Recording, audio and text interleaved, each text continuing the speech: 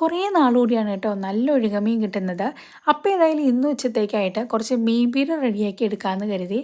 ആദ്യം തന്നെ ഒരു ചട്ടിയിലേക്ക് കുറച്ച് മാത്രം വെള്ളം ഒഴിച്ച് കൊടുക്കുന്നുണ്ട്. പിന്നെ ആവശ്യത്തിനുള്ള ഉപ്പും അതുപോലെ കുറച്ച് മഞ്ഞൾപ്പൊടിയും ഒരു 3 കുടംപുളി ചെറുതായിട്ട് ഇങ്ങനെ കട്ട് ചെയ്തെടുത്തതും 2 തുള്ളി വെളിച്ചെണ്ണയും കൂടെ ഒഴിച്ചിട്ട് നല്ലപോലെ തന്നെ ഒന്ന് തിളച്ച് വരാനായിട്ട് വെയിറ്റ് ചെയ്യാം കേട്ടോ. ഇനി തിളച്ചതിന് ശേഷം നമ്മൾ ഇതിലേക്ക് എടുത്ത് വെച്ചിരിക്കുന്ന മീനിനെ നിരത്തി തന്നെ ഒന്ന് ഇട്ട് കൊടുക്കുന്നുണ്ട് കേട്ടോ. ഇനി ഇതിൽ നല്ലപോലെ തന്നെ ഒന്ന് തിളയൊക്കെ കയറി വെള്ളമൊക്കെ ചെറുതായിട്ട് വറ്റി വരുന്ന ടൈമിൽ അതൊന്ന് ലോ ഫ്ലെയിമിലേക്ക് ആക്കി വെച്ചതിന് ശേഷം നമുക്കിതിലേക്ക് വേണ്ടിയിട്ടുള്ള അരപ്പും കൂടെ റെഡിയാക്കാം.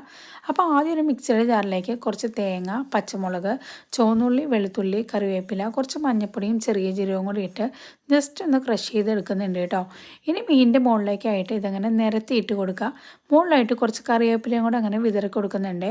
ഇനി ഇതിലൊക്കെ നല്ലപോലെ തന്നെ ആവിയൊക്കെ കയറി വെള്ളമൊക്കെ വറ്റി വരുന്ന ടൈമിൽ കുറച്ച് വെളിച്ചെണ്ണയും കൂടെ ഒഴിച്ച് ഇളക്കിയെടുത്താൽ നമ്മുടെ മീൻ പീര റെഡി.